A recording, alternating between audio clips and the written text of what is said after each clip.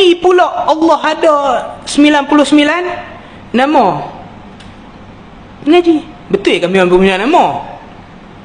Ni mengaji ilmu akidah kan. Betul ke Allah ada 20 sifat saja, 99 nama saja?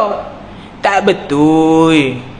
Kalau Allah ada 20 sifat saja, 99 saja, lekehlah Allah.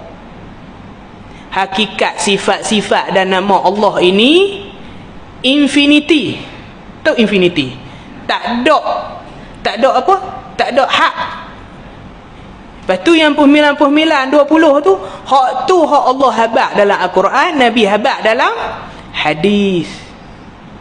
Hak mana Allah habaq dalam Quran, hak mana Nabi habaq dalam hadis, hak tu lah yang kita catat pun habis. Faham? Boleh? Tu masuk ilmu akidah lah sikit. Baca perisai Mukallaf. Perisai sekalian Mukallaf. Ada dia bahas bab tu. Hakikatnya nama Allah tak ada had. Allah itu hakikat nama dia, tak ada permulaan nama Allah dan tak ada akhir nama Allah. Ada nama Allah yang kita tak tahu kata dia nama tu. Ada.